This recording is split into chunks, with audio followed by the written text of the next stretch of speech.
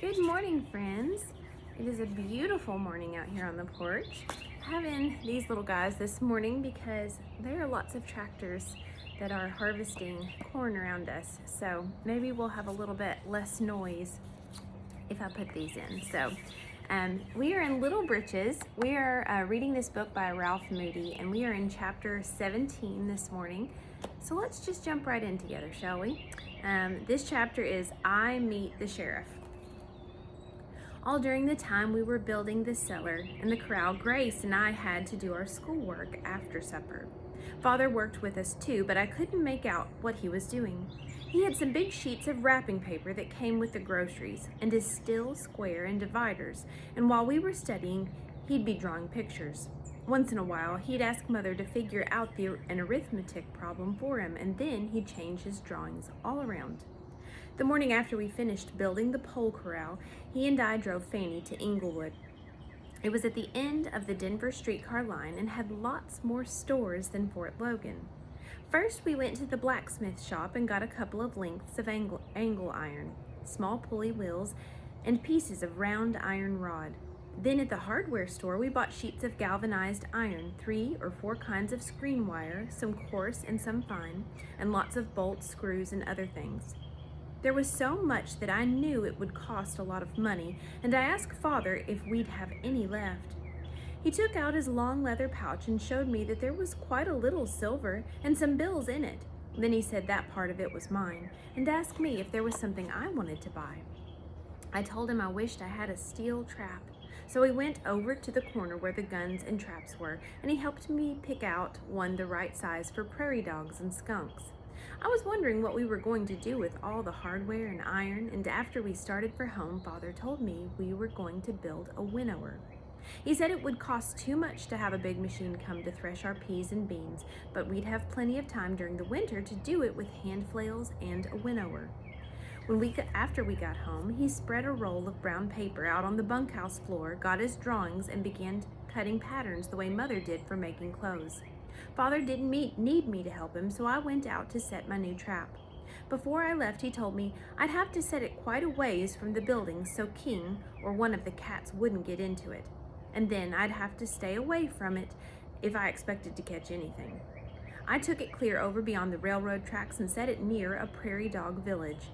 I knew they liked peas, so I sprinkled dry grass over it till it was almost hidden, then put a little handful of peas right above the trigger plate. After it was all set, I went back to the bunkhouse and watched Father cut patterns for a while, but I kept asking him if he didn't think it was about time I brought in the cows. I was wondering if I'd caught a prairie dog yet, and I could go around that way when I went for the cows without having it seem too obvious that I was anxious about my trap. Father didn't let me go for them till sunset, and as soon as I got out beyond the barn where nobody could see me, I ran to beat the band. From the railroad track, I could see that there was something in my trap, but it didn't look like a prairie dog. It looked bigger and brighter. When I got close enough, I found it was a big cock pheasant. His head was inside the jaws of the trap, and there were a few feathers blowing around from his flapping when it broke his neck. The first thing that popped into my head was that Fred Altland had said about spending the rest of your life in the hoosegow if you killed a pheasant. I was so scared. I got all shaky. First, I thought the best thing to do would be to get him out of there and hide him in the bottom of a deep gulch. I looked all around to see if anybody was in sight. Then I stepped on the trap spring and took him out. The jaws had pulled a lot of feathers out of his neck and had almost bitten his head clear off. So if I hid him in a gulch and somebody found him, they'd know just what had happened. Then I figured that if I didn't hide him, but just threw him down in the gulch, the coyotes would come and eat him. It wasn't very dark yet, and I was afraid somebody might see me if I lugged him away across the prairie, so I took off my coat and wrapped him up in it. After gathering up those loose feathers, I started for the gulch, but the farther I went, the more I was worried for fear the coyotes might not eat him. It seemed as if it would be like trying to eat a pillow. I wasn't sure they would do it because they'd get their mouths full of all the feathers. Then I thought if I picked them, they'd be sure to eat him. And I could let the wind blow the feathers away so nobody could ever tell I'd had anything to do with it. By that time, I had reached the edge of the gulch and slid down over the bank to start picking. It was getting pretty dark, but when I unwrapped him, I could see what a mess I was in. The pheasant hadn't bled a bit with the trap jaws around his neck, but after I wrapped him up, the blood had run out of his mouth till the inside of my coat was all red and sticky. I didn't know what to do. Just as if he were deciding it for me, a coyote howled somewhere farther down the gulch. I bundled the pheasant up quick and went after the cows. I knew I'd have to have Father's help to ever get out of the mess I was in. Everybody was into supper by the time I got the cows home. So I hid the pheasant, slammed the bunkhouse door as if I'd been in to hang up my coat, and went into the house. Then, minute after I stuck my head inside the door, Mother said, "What in the world have you been up to now? You look as though a ghost had been chasing you." I said I hadn't been up to anything, but the cows had been way over by the big gulch, and it was all full of coyotes. And maybe that had scared me just a little. Then she told Father that I was too young to be out there after dark, and that I'd have to start after the cows earlier. He just said, "Mm-hmm," and bowed his head to say grace as soon as I was in my chair. He might just as well have said to me, "You and I'll have to talk more about this later." We went out to milk right after supper. I don't think I had more than a dozen squirts of milk in the bottom of my bucket, just enough so that it didn't ring anymore, when Father said, "What'd you do, get your foot in your trap?" I said, "No, sir." Then I went ahead and told him about catching the pheasant, but I didn't tell him about wanting to hide it. I asked him if he thought they'd put me in the hoosegow, as Fred said, if the sheriff found out about it. Father didn't say a word for a minute or two. Then he said, "It isn't a case of if the sheriff finds out about it. It's the case of you're breaking the law without intending to. If you tried to cover it up, you'd be running away from the law. Our prisons are full of men whose first real crime was running away because they didn't have courage enough to face punishment for a small offense. Tomorrow you must go see the sheriff. I'll explain to Mother about your coat." I didn't have a very good night. I couldn't keep my mind on my business after supper, and Mother nearly spanked me because I got all mixed up and couldn't say the table of 12s. She gave me a glass of warm milk before I went to bed, but it didn't make me sleep any better. Whenever I wasn't awake, I was dreaming. Mother used to recite the Ballad of Reading Gaol, and that night I kept dreaming I was the man in the ballad. Every time I'd wake up in the pitch dark, I'd put my hand over and feel for Philip to make sure it wasn't really so.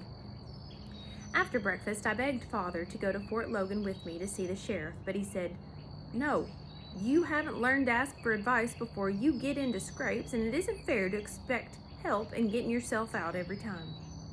I told him he'd have to go with me because I didn't even know who the sheriff was, and I'd never be able to find him alone. He just boosted me up on Fanny's back and handed me the bag with the pheasant in it, and he said, "You found Two Dogs Lodge all right without any help, didn't you? If you ask the post office, I think they'll be able to tell you where to find the sheriff." I always cantered Fanny all the way to Fort Logan and right up to the hitching rail. But that morning, I made her walk. For a while I thought about running, but the only place I knew to go was up to Two Dogs. If he'd lived alone, I guess I might have gone, but I remembered what a hurry Mr. Thompson had been in to bring me right home, so I decided I'd better not try it. All the time I was thinking about running away. I kept getting a squirmy feeling in my stomach because of what Father had told me when we were milking. After I made up my mind that I was going to be brave and face the music, it stopped a little, but it came right back again when I went into the post office. The lady behind the window told me I'd find the sheriff over at the Last Chance Saloon, just outside the gates of the fort. At first I thought that would give me a good enough reason to go home without seeing him, because I knew what Mother thought of saloons, and of course she wouldn't want me to go into one. So I climbed back on Fanny and started down the street toward the Morrison Wagon Road. I knew Mother would say I had done the right thing, but I tried not even to think about what Father might say. I couldn't help it though, and I wasn't a bit sure he wouldn't say it was running away from the law and tearing boards off my character house. We had just turned into the Morrison Wagon Road when I got a big lump in my throat. Then I pulled Fanny around and galloped her back to the hitching rail in front of the Last Chance Saloon. My heart was thumping like 60 when I went in through the little swinging doors. I was scared. But I was a little bit proud, too, that I had business big enough so that I could go right into a saloon. I stopped just inside the doors. It was kind of dark in there, and there were about a dozen soldiers and other men leaning against the bar and talking loud. The man behind it yelled, "What you doing in here, bub? Who do you want to see?" He leaned across the bar, and I went over and told him I wanted to see the sheriff. He just jerked his thumb toward the back of the room and said, "The big fella." The sheriff was talking to another man when I got back there, so I stood behind him and waited for him to get finished. He was the biggest man I'd ever seen. My head didn't come up as high as the top of his cartridge belt. The longer I waited, the bigger the lump in my throat grew. At last the man behind the bar came and told the sheriff I was there, so he leaned over and said, "What can I do for you, son?" I had to swallow hard before I could make a sound. Then I said, "I broke the law, and Father made me come down to tell you." He said, Well, we'll have to look into this." While he was saying it, he set me up on the bar in front of him and asked me what I'd done. All the men along the bar came and made a big crowd around us. I showed him the pheasant and told him that I didn't kill it on purpose, but it got in my trap when I was trying to catch a prairie dog. He took the pheasant and laid it on the bar beside me. Then he rumpled up all its feathers and felt over it with his hands. After he'd finished, he said to the men, "By God, that's the way he got it all right. I'd have sworn this old man shot it and set the kid in to get himself out of a pickle." I didn't like that, and I guess I must have yelled, "Father would not try to get himself out of a pickle." Everybody laughed and hollered, and the sheriff said, "Kind of like your old man, don't you? What makes you think he wouldn't try to get out of a scrape?" I told him then what Father had said about our prisons being full of men who ran away from the law, but that time nobody laughed. The sheriff put the pheasant back in the bag and handed it to me. He said the law was that you couldn't shoot a pheasant, but he didn't remember anything in it against catching one in a steel trap, so I'd better take it home for Mother to roast. Then he asked me if I'd like a drink. I told him I liked brandy with sugar and water in it, but Mother would only give it to me when I got blue from the cold. All the men laughed some more, and one soldier yelled, "Set the kid up a shot of brandy, Tom." But the sheriff shook his head and told the barman to make it birch beer. At first, I didn't know if Mother would want me to drink it, but the sheriff said it was all right. It was too. I cantered Fanny home as fast as she could go, and Father didn't scold me for bringing her in hot. Everybody came out to the barn when I got there, and I told them what the sheriff said, but I didn't tell them about the saloon and the birch beer. Grace and Philip seemed to think I was a lot more important now that I had talked to a real sheriff. Mother took the bag with the pheasant in it and said the sheriff must be a fine man. I guess Father thought so too, because he said he must look him up the next time he went to Fort Logan. I pretty nearly told Father where to find him, but I caught myself just in time. That night, when we were milking, he told me it had been a day I should remember. He said it would be good for me, as I grew older, to know that a man always made his trouble less by going to meet them instead of waiting for them to catch up with him, or trying to run away from them. The next morning, Fred Altland came for my father right after we finished breakfast. I guess Mother knew he was coming because she had already told Grace and me we could spend the day visiting Willie and Etta Aldovit. I tried to get Father to tell me where he was going, but all he would say was, "Oh, we're going over by Littleton to see a fellow about a dog." When Father said that, it always meant he was going to tell you where he was going, so I didn't ask anymore. Or he wasn't going to tell you where he was going, so I didn't ask anymore. Grace and I had a fine time at Aldovit's. Their house was soddy on the front. It was dug right back into a bank like a cave.